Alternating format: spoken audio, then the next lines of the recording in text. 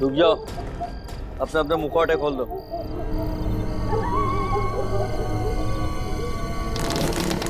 जाओ अंदर।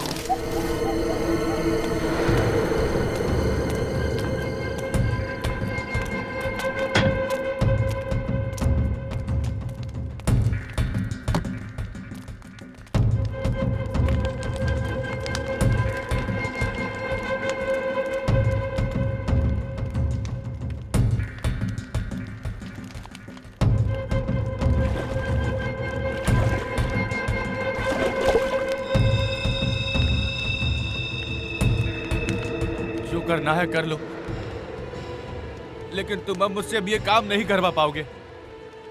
ये इंसानियत नहीं है, हैवानियत का काम है। तुम लोग मानव नहीं, दानव हो। दानव हो तुम।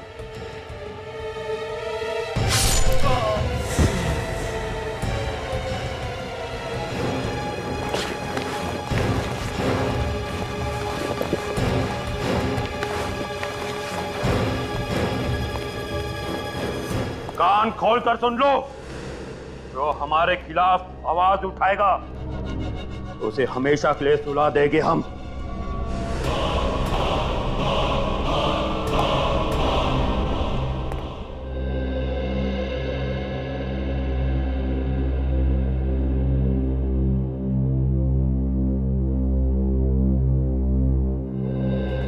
इतना क्या मेकअप करती हो रिया? कुछ देर और अगर मेकअप कर लेती ना तो आज रेस्टोरेंट बंद हो जाता। ओह कम ऑन जगत, लड़कियां बिना खाने के रह सकती हैं पर बिना मेकअप के नहीं। एनीवेज तुम नहीं समझोगे ये सब। अच्छा तुम मेनू देखो, मैं प्लेट लेता हूँ। ओके।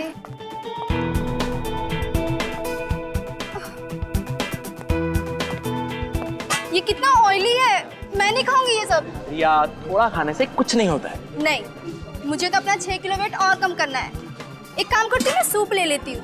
मैडम जी इतनी डाइटिंग करोगी तो एक दिन हवा में गायब हो जाओगी। ठीक है, तो ये क्रैब सूप है, वो ले लो। ठीक है ओके। उफो, यहाँ तो सूप बॉल ही नहीं है। सॉरी मैम, एक मिनट प्लीज। Thank you.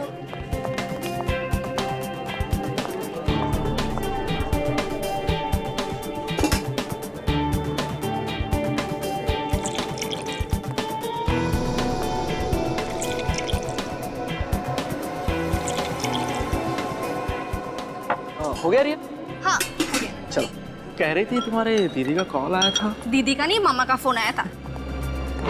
अच्छा मम्मा का कॉल था। हाँ तो रिया क्या कह रही थी तुम्हारी मामा? अरे यार मैं तो तुम्हें बताना ही भूल गई। हाँ वो कह रही थी ना कि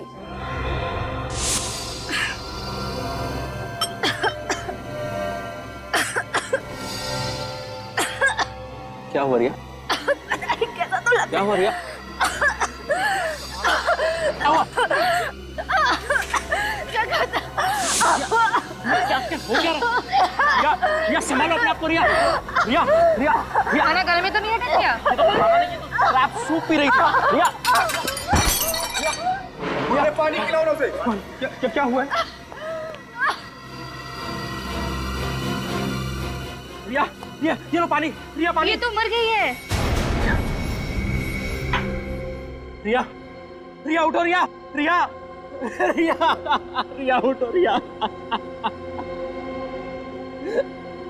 रिया, कौन है इस होटल का मैनेजर? सर मैं हूँ मैनेजर।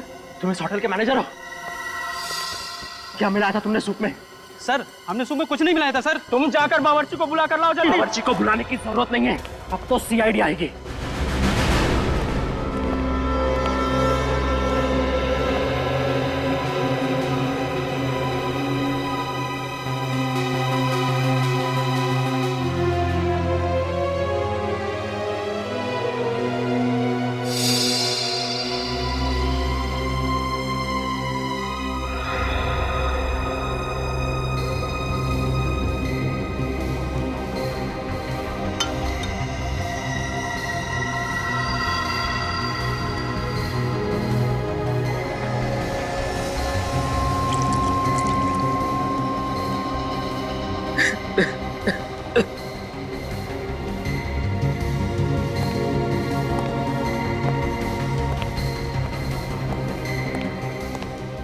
कैसे हुआ ये सब?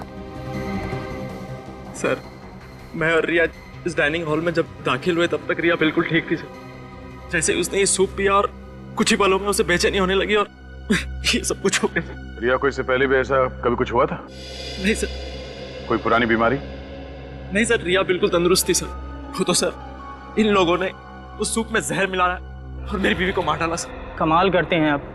पिछले 2 घंटे से आप एक ही बात दोहराए जा रहे हैं। सर आप ही सोचिए, रिया मैडम ने जो सूप पिया है, हमारे बाकी गेस्ट ने भी वही सूप पिया है। सर अगर सूप में जहर होता तो बाकी लोगों पर भी तो इसका असर होता। आप लोग आपस में बहस करना बंद कीजिए। अच्छा, आप लोगों ने भी सूप पिया था तो आप लोगों को बेचैनी नहीं हुई? नहीं सर, अभी तक तो कुछ नहीं हुआ। पर मुझे इस औरत की लाश देख करके बेचैनी हो रही है। मैम, जो सवाल पूछा जाए उसका जवाब दीजिए आप। सॉरी सर, असल में मैं 2 बाउल भर के सूप पी थी, पर मुझे कुछ नहीं हुआ।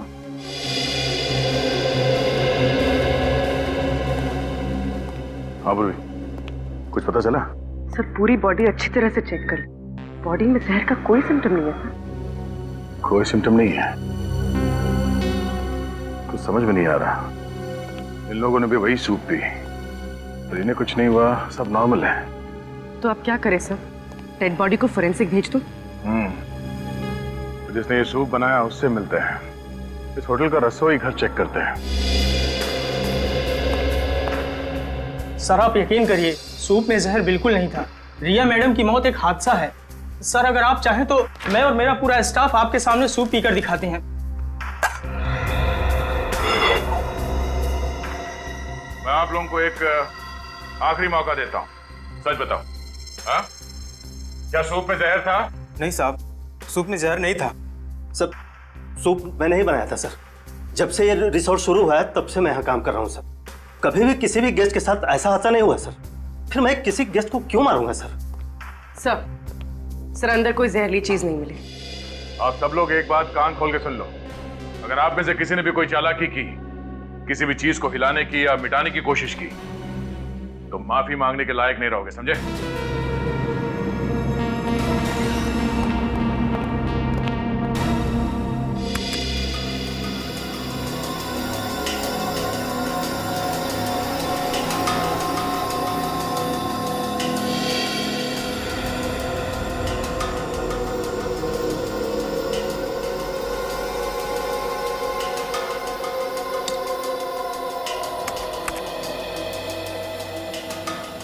सर इस बात पर तो कोई भी विश्वास नहीं करेगा। जानता हूँ तारिका, और खास तौर पर वो प्रद्युमन तो बिल्कुल विश्वास नहीं करेगा। उसे समझाने के लिए तो ये सब कुछ दोबारा से करना पड़ेगा। क्या समझाना चाहता था तू सारंगी? कि रिया के सूप में जहर था? जहर नहीं था बस। मैं रेहा का सूप और बाकी खाने की चीजें टेस्ट कर चुका हूँ। रेहा की मौत जहर की वजह से नहीं हुई। जहर की वजह से नहीं हुई तो फिर हुई कैसे मौत? एलर्जी से। एलर्जी से? हाँ बस। जैसे ही रेहा ने वो क्रैब सूप पिया, उसके फूड पाइप में स्वेलिंग होने लगी। वो सूजने लगा, जिसने ट्रैकिया पर प्रेशर डाला और उसकी वजह से इसका दम घुट गया और ये मर गई। तो अगर रिया की मौत एलर्जी से हुई है, जहर से नहीं, तो फिर इसके पति का शक भी सही नहीं है। कोई केस है ही नहीं बॉस, केस तो है। रिया का केस नहीं है, लेकिन एक और केस आप लोगों का इंतजार कर रहा है। वो क्या? तो होटल में से जो प्लेट, चम्मच और बोल आप लोग लाए थे, उसमें से एक अजीब बात पता चली है। अजीब बात मतलब? बताता हूं, आइए।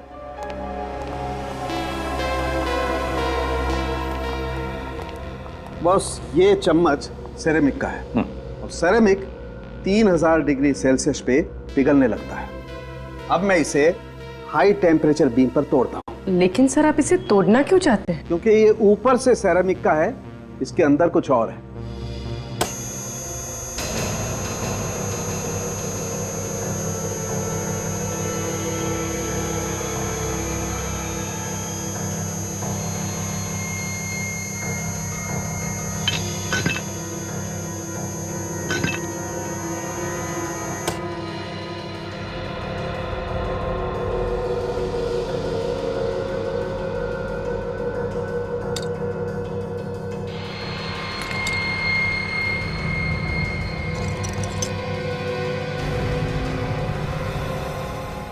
यार सालुंखे, ये तो हड्डी है।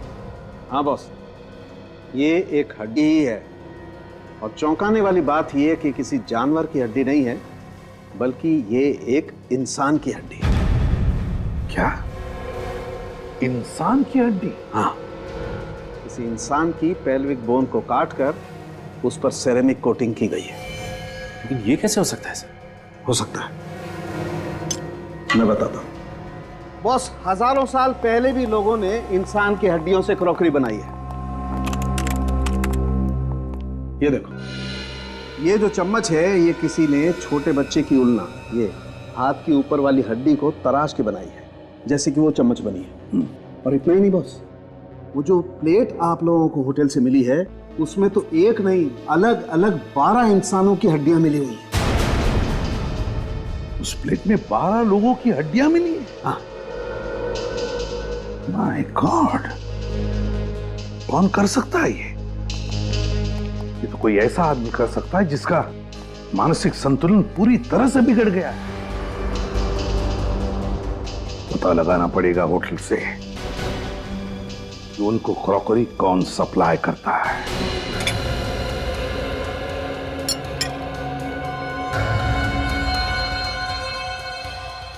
क्या सर, ये क्या बोल रहे हैं?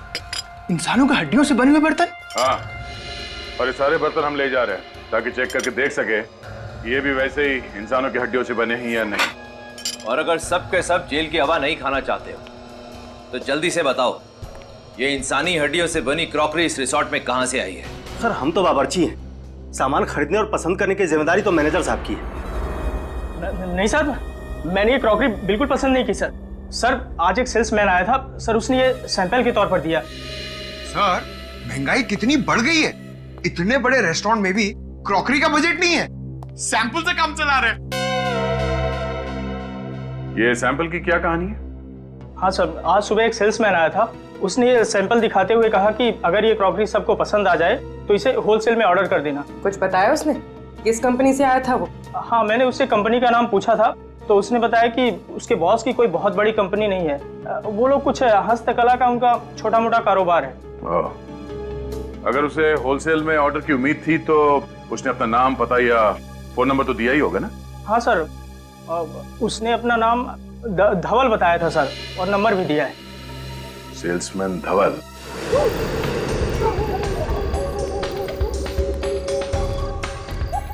सर, ये रहा धवल का घर। मोबाइल कंपनी वालों ने यही एड्रेस बताया था। मेरा शक सही निकला, धवल है ही नहीं यहाँ पे। साहब, आप लोग धवल से मिलने आए हैं क्या? धवल के रिश्तेदार हो क्या आप लोग? जी नहीं, हम लोग सीआईडी से। बाबा रे बाबा, सीआईडी से? देखा, मुझे मालूम था कि वो एक नंबर का लफड़ेबाज है। ऐसा क्यों? क्योंकि साहब वो सुमड़ी में रहता था, खाना भी बाहर से आता था और पानी भी। कब से रह रहा था वो यहाँ पे? 3 महीने हो गए मैडम, लेकिन 3 महीने में मुश्किल से 3 बार किसी से बात किया होगा। सर, अच्छा ये बताइए कि इस धवल के बारे में कोई ऐसी बात जो आप लोगों को अजीब सी लगी? 2 हफ्ते में एक बार एक वैन आता था, वो भी देर रात को। कैसी वैन? वो तो मालूम नहीं साहब, लेकिन वो वैन यहाँ घर के सामने आकर खड़ी रहती थी। यहाँ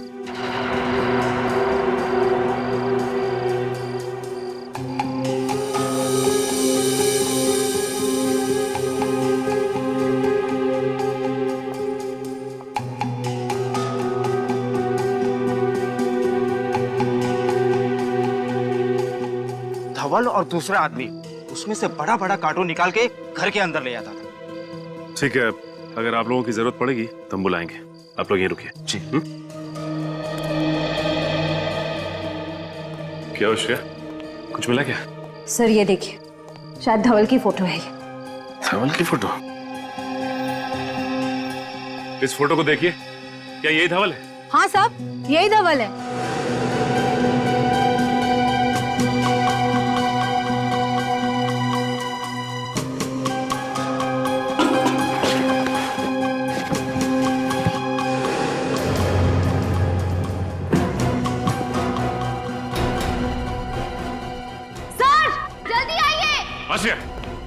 सर, माय गॉड,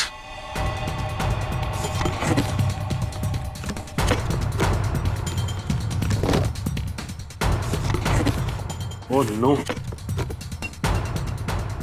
इतने सारे कंकाल। लेकिन सर, धवल ने इन लोगों का खून किया, किसी को पता कैसे नहीं चला? ये लोग चीखे तो होंगे, बदबू तो आई होगी। नहीं श्रेया, इन्हें यहां नहीं मारा गया है, बल्कि इन्हें बाहर मारा गया है और इनकी हड्डियों को लाया गया है कार्टन्स में। लेकिन सवाल ये उठता है कि ये लोग थे कौन जो मारे गए, और धवल ने इन्हें मारा कहाँ है? सर, एसीपी सर ने कहा है कि सारी क्रॉकरी की दुकानें चेक करो, पर कहीं कुछ पता ही नहीं चल रहा है। श्रेया, मुझे पूरा यकीन है कि ये क्रॉकरीज इन्होंने होटल में दी है तो किसी ना किसी दुकान में भी जरूर दी होगी। ध्यान से देखते रहो। सर ये भी क्रॉकरी की दुकान ही लग रही है।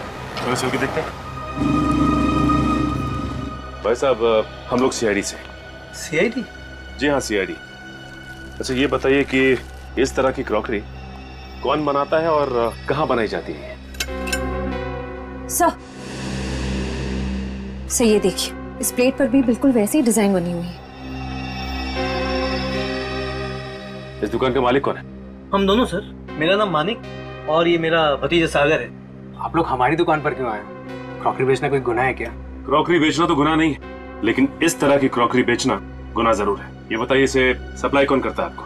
सर ये कोई बड़ी फैक्ट्री का माल तो है नहीं, बाकी और क्रॉकरीज की तरह इस पर किसी कंपनी का नाम नहीं है। सेल्समैन आते हैं और सैंपल के तौर पर ये सेट यहाँ छोड़ जाते हैं, बाकी उनका माल बिकता है तो ये रोकड़ा हम उनको देते हैं। और ये माल लगातार नहीं मिलता, 2-3 महीने में एक ही बार आता है। और हाँ, हर बार सेल्समैन भी अलग अलग होते हैं।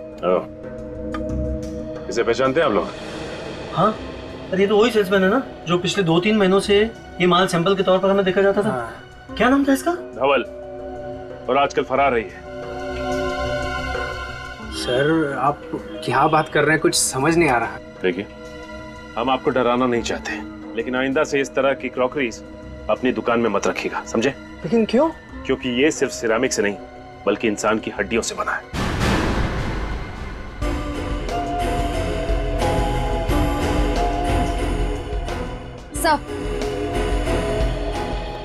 सर ये देखिए, वैसी ही प्लेट है और वैसा ही बोल है, रिपेयर और रिपेंट करने के लिए पीछे रखा हुआ था।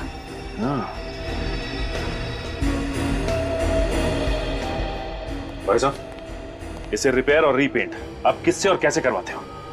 सर वो धवल, वही ऐसे खराब पीसेस को खुद आकर वापस ले जाता है और वर्कशॉप में रिपेयर करवाता है। श्रेया, एक बार ये पता चल जाए कि ये कारीगर हैं कौन, तो सप्लायर कौन है ये खुद ब खुद पता चल जाएगा।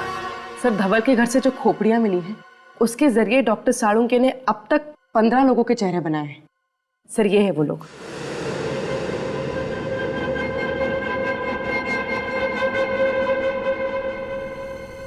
सर ये सारे लोग लावारिस हैं और इनका कोई भी रिकॉर्ड हमारे पास नहीं।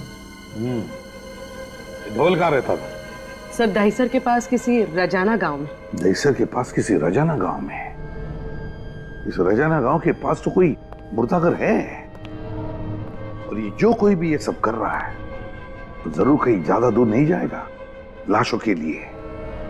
रजाना गांव के पास के मुर्दाघर से ही लाशें उठाई होंगी उसने। पता लगाओ इस मुर्दाघर से। उस समय से मुझे ऐसा लग रहा था कि मुर्दाघर से कुछ लाशें कम हुई है, लेकिन जब आपने कंकाल की मदद से बने हुए चेहरे दिखाए तब मुझे यकीन हुआ। आप यहाँ के एडमिनिस्ट्रेटर हैं, आपके नाक के नीचे लाशें गायब हो रही हैं, आपको पता नहीं चल रहा है? मुझे अपने स्टाफ पर जरूरत से ज्यादा विश्वास था, तो गलती मेरी है सर।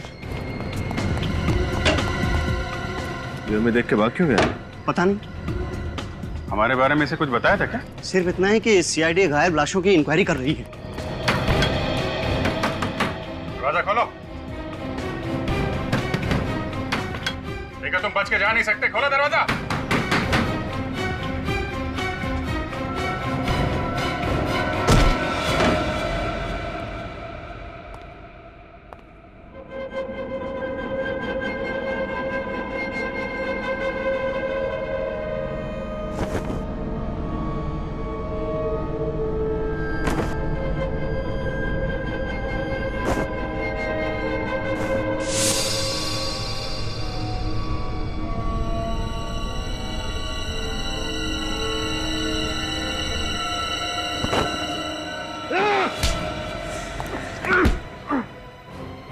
रहने के लिए मुर्दों का सहारा ले रहा है?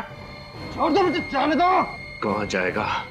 तुझे तेरी मंजिल तक तो हम लेकर जाएंगे। लाशों की चोरी करता है। ये करता था लाशों की चोरी? हाँ, और ये मत पूछना कि लाशों के साथ ये क्या करता था। ले चलो इसे। कुछ साबित नहीं कर पाओगे इंस्पेक्टर, कुछ भी नहीं।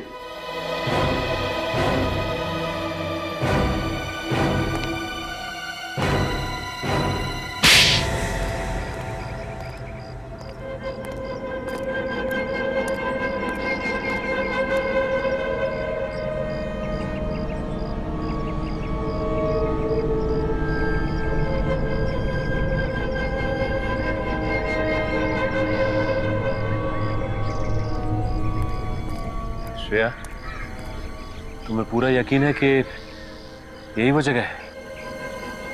हाँ सर, हमारे खबरी ने इसी जगह के बारे में बताया था जहाँ पर क्रॉकरी पर हैंड पेंटिंग करने वाले कारीगर काम करते हैं। सर, उसने तो ये भी बताया था कि इनमें से कुछ कारीगर रात में कभी कभी गायब हो जाते हैं।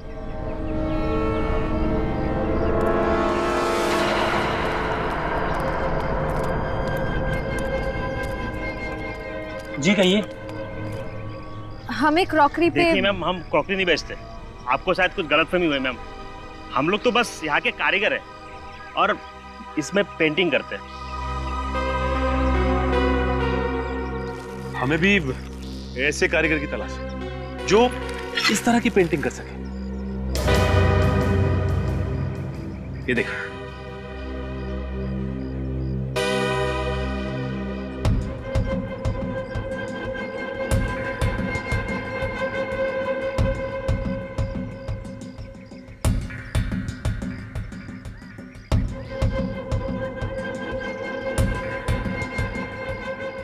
अरे नहीं साहब, ऐसा काम हमने कभी नहीं किया साहब। लेकिन हमने तो सुना है कि ऐसा काम आपके वर्कशॉप में होता है।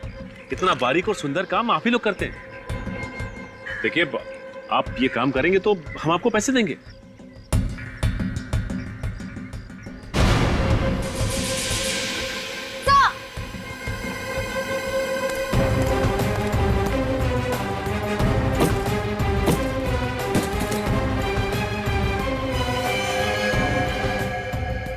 ये तो मर चुका है। रुक जाओ, गोली मार दूंगा मैं।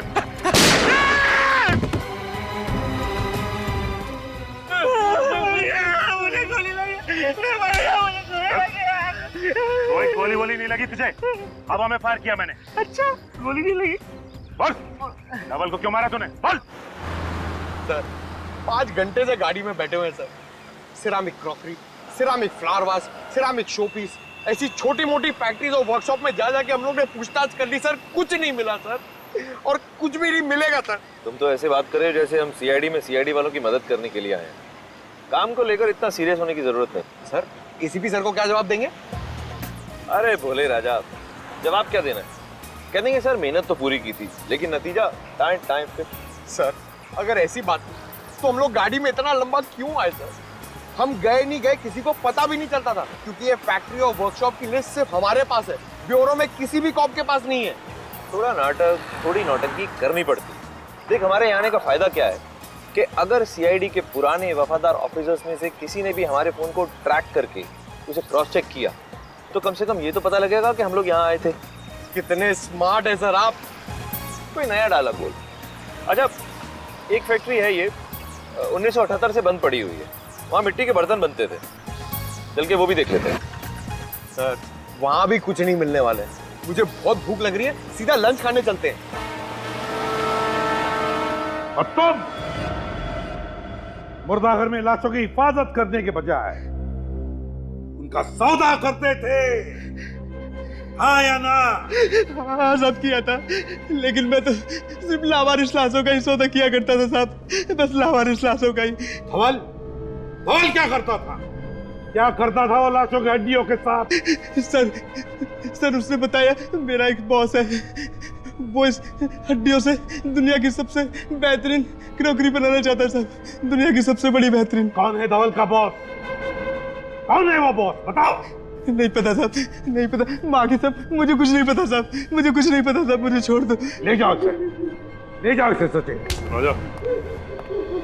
और तुम दोनों धवल का खून क्यों किया? हमने खून नहीं किया साहब। साहब हमने कुछ नहीं किया साहब, हमने कुछ नहीं किया तो फिर भागा क्यों वहां? साहब हम अपना काम कर रहे थे साहब। धवल जी तो गुंडों के साथ आए और कहा कि सीआईडी आ रही है, वो डर के भागने की कोशिश मत करना, नहीं तो सीआईडी वालों को शक हो जाएगा साहब। साहब पता नहीं अचानक क्या हो गया, धवल जी वहीं पे गिर गए साहब, और साहब गिरते वो मर गए साहब। बताओ, तुम्हें मालूम था ना कि वो क्रॉकरी इंसानी हड्डियों से बनती थी? हाँ साहब, हम गरीब आदमी है साहब, हमें क्रॉकरी पेंट करने का 20,000 रुपए मिलता था साहब। साहब हम मना नहीं कर सकते साहब, अगर काम करने से कोई मना करते ना साहब, सब उनको भी मार के उनकी हड्डियों की क्रॉकरी बना देते साहब। है कहाँ ये फैक्ट्री? कहाँ है फैक्ट्री? बताओ जल्दी। साहब गुंडे हमारी आंखों में पट्टी बांध कर ले जाते थे साहब, हम नहीं जानते साहब। आंखों पर पट्टी बांधते थे? तो अभी यहाँ पर अपनी आंखें बंद करो और बताओ कहाँ लेके जाते थे वो, कैसे लेके जाते थे? आंखें बंद, याद करो। वो साहब पनवेल की जरी चौक से हमें कार में बिठाते थे साहब, और लोनावाला की तरफ लेके जाते थे साहब।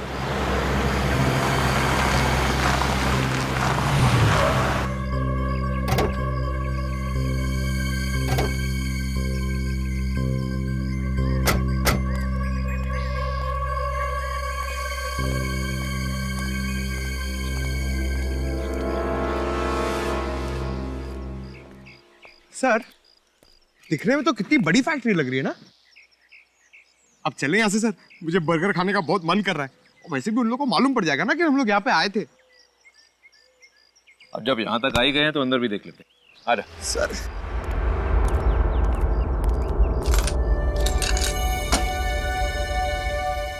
ये फैक्ट्री 1978 से बंद पड़ी है, फिर ये ताला नया कैसे?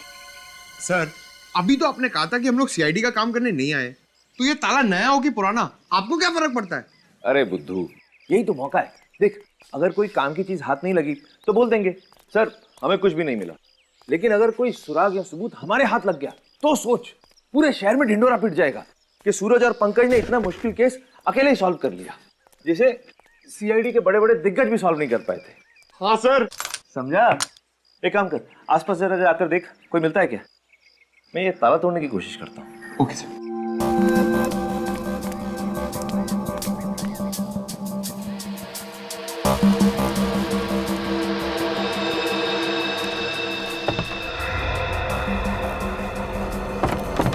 सर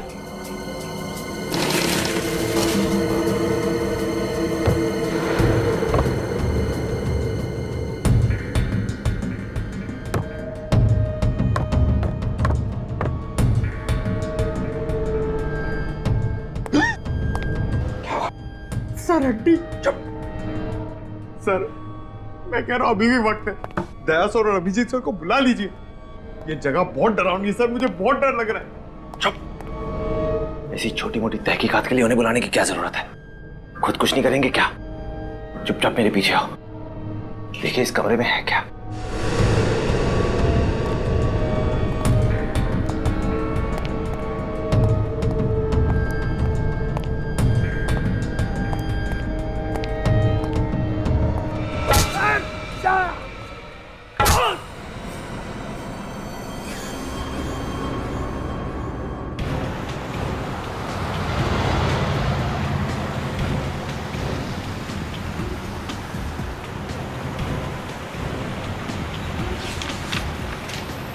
कारीगरों का कहना था कि पनवेल के जरी मार्केट से उनको उठाते थे, आंखों पे पट्टी बांधते थे और फिर लोनावाला की तरफ 20 से 25 मिनट तक लेके जाते थे गाड़ी में। सर और करीबन 10 मिनट के बाद गाड़ी दाहिने मुड़ जाती थी।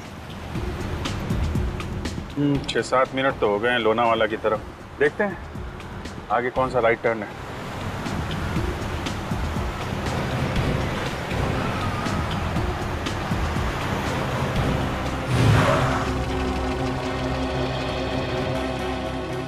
चिरंगी लेन, चिरंगी लेन, यही हो सकता है। इधर ले लो।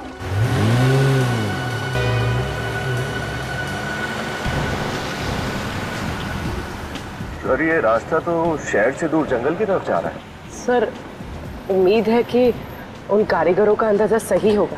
पूर्वी 6 महीने से लगातार उन लोगों को इसी रास्ते पे लेके जा रहे हैं। उनका अंदाजा गलत नहीं होगा कि सूरज और पंकज का भी मोबाइल आखिरी बार यहीं पे ट्रैक किया गया था। इधर ही चलो।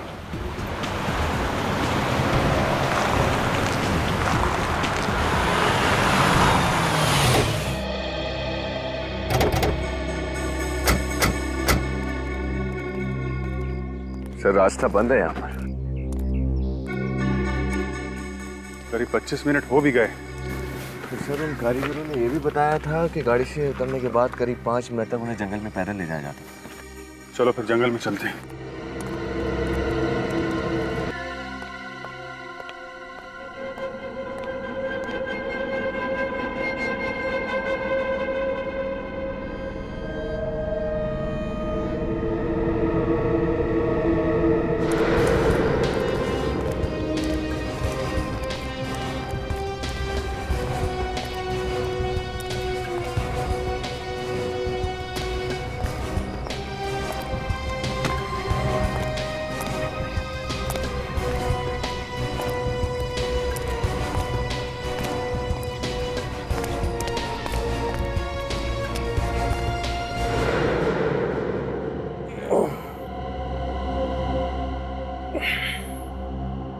पंकज, पंकज,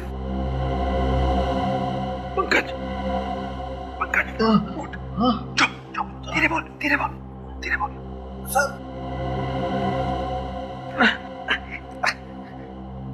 सर मैंने आपसे कहा था ना दया सर और अभिजीत सर को बुला लेते, लेकिन आप मेरी बात सुनते ही नहीं। चुप कर, हर वक्त रोता रहता है। अरे रोग आती तो क्या करूंगा सर? ये वही नरक है जहाँ पर इंसान की हड्डियों के साथ ये लोग सिरामिक की प्लेट्स और सूप बोल्स बनाते हैं सर। सर मैं आपके हड्डियों के प्लेट और सूप बोल्स बनते हुए नहीं देख सकता हूँ सर। चुप। अरे कुछ नहीं होगा हमें। सर कैसे कुछ नहीं होगा? सीआईडी की टीम को पता भी नहीं कि हम लोग कहाँ पर है और हमारे पास बंदूकें भी नहीं है। तो क्या होगा? भूल गया सीआईडी की ट्रेनिंग? हम सीआईडी वालों को बंदूक नहीं हाथों से लड़ना भी सिखाया जाता है।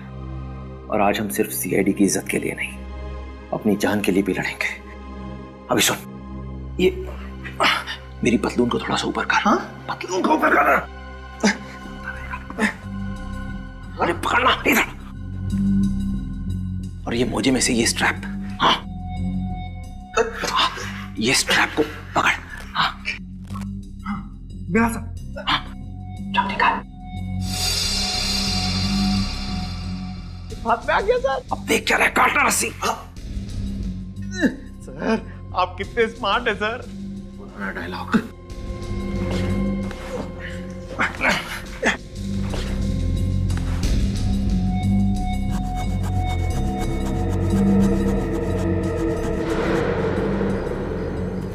सर इतने बड़े जंगल में उस जगह को ढूंढना बहुत ही मुश्किल होगा। याद है उन कारीगरों ने कहा था ना कि जंगल में कुछ दूर चलने के बाद उनके शरीर पे पानी के छींटे पड़ते थे। सर यहाँ ना तो कोई नदी है ना ही कोई झरना। कुछ ना कुछ तो होना चाहिए। सर कहीं ऐसे तो नहीं कहीं कोई पानी का पाइप वाइप फट गया हो सकता है। ढूंढो।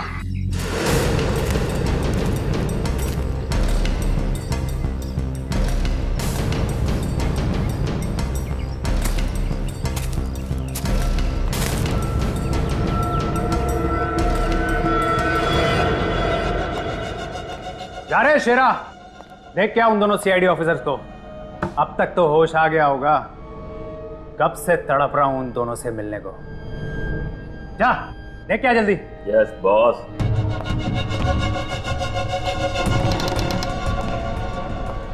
चल।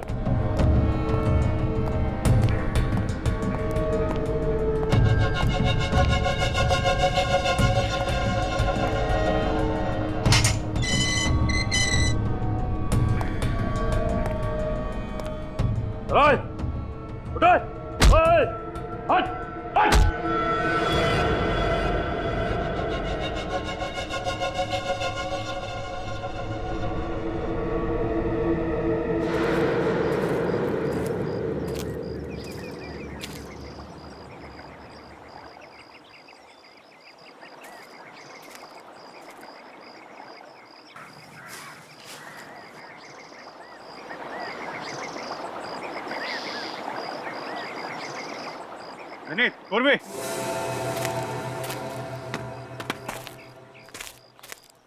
यहाँ अंदर पानी का पाइप जा रहा है।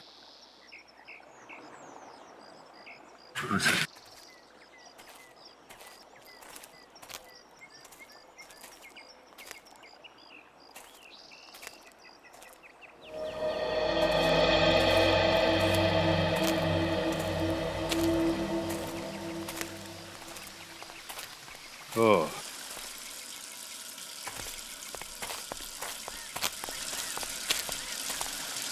यहाँ पे पानी की पाइप फटी हुई है। तो लगता तो हम सही जगह आ गए। सही करो विनीत, यहीं कहीं आसपास होगी वो जगह। तो ये है वो जगह जहाँ पे सूरज और पंकज को कैद करके रखा है।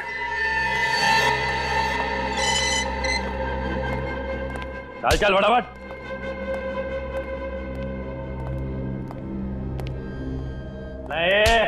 चलो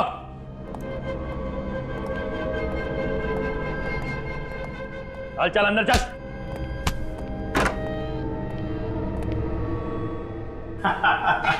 आओ मेरे मेहमानों, आओ।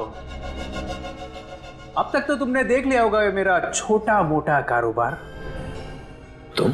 आप लोग हमारी दुकान पर क्यों आए? क्रॉकरी बेचना कोई गुनाह है क्या? सर, ये वही सागर है जिसकी होलसेल मार्केट में सिरामिक्स की दुकान है।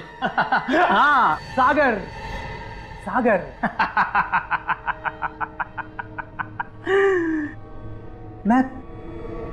मैं प्यार का सागर हूं, दया और मानवता का सागर। दिल दरिया है मेरा। मैं तो सिर्फ एक समाज सेवक हूं। इंसानों का दिया इंसानों को ही लौटा देता हूं।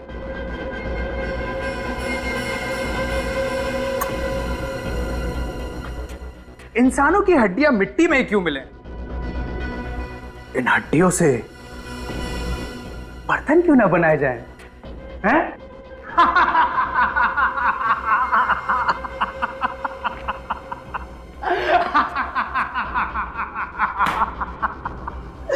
दुनिया की सबसे अनोखी क्रॉकरी बनाता हूं मैं, इंसानों की हड्डियों से बनी हुई क्रॉकरी। और इस बार तो कुछ अनोखा डिजाइन करना होगा, कुछ स्पेशल, जिसमें सीआईडी अफसर्स की हड्डियां हो।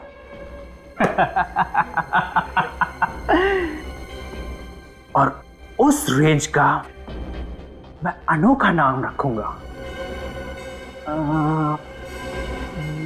हाँ, सीआईडी स्पेशल रेंज। सब कुछ बिक जाएगा, सब कुछ बिक जाएगा। चुप! ये तू ठीक नहीं कर रहा है सागर।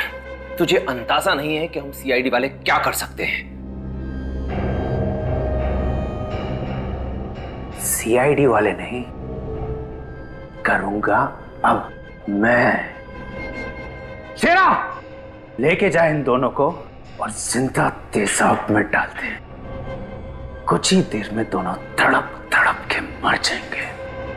उसके बाद इन दोनों की हड्डियों से बनेगी सीआईडी स्पेशल क्रॉकरी। लेके जाओ।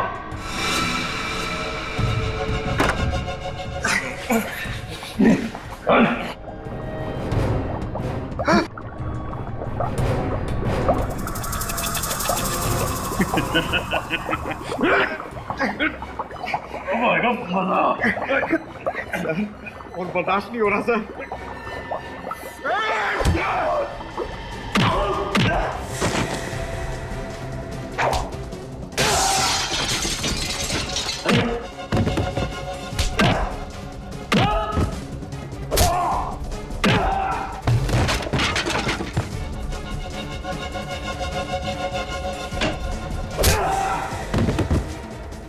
सीआईडी की हड्डियों से क्रॉकरी बनाएगा।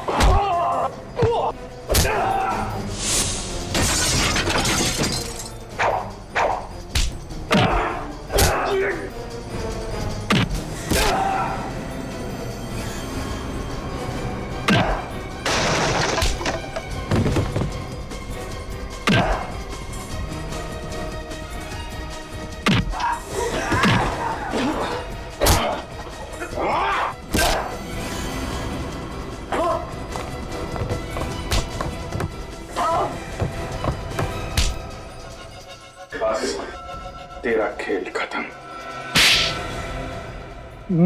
मैंने कोई जुर्म नहीं किया, मैंने कोई जुर्म नहीं किया। ये तो एक कला है। कला। इंसानी हड्डियों से बर्तन बनाना ये कला है। बर्तन बनाना कोई जुर्म थोड़ी है।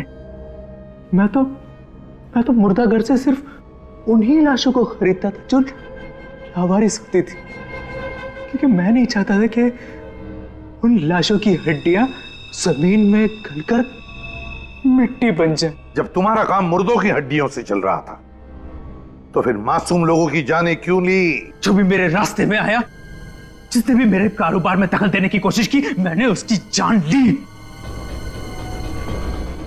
सबसे पहले तो मैं उन कारीगरों को मारता था जो मेरा काम करने से मना करते थे, और फिर उसके बाद में उनकी हड्डियों से बर्तन बनाता था। और धवल को क्यों मारा तुमने?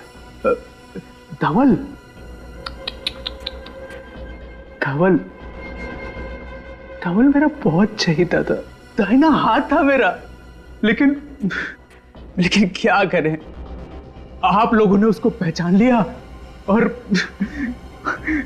धंधे की वजह से मुझे उसको मारना पड़ा। अब आज के बाद अपनी खुद की हड्डियों के अलावा और किसी की भी हड्डियों को महसूस नहीं कर पाओगे। मेरी हड्डियां मरने के बाद मैं अपनी हड्डियों से भी बर्तन बनाऊंगा। इस तपस्या को कोई भंग नहीं कर सकता। इसकी दिमागी हालत ठीक नहीं कोई है, भंग नहीं कर सकता। साइकेट्रिक ट्रीटमेंट की जरूरत है इसे। फिर अदालत ही तय करेगी इसे क्या सजा देनी है। ले जाओ इसे।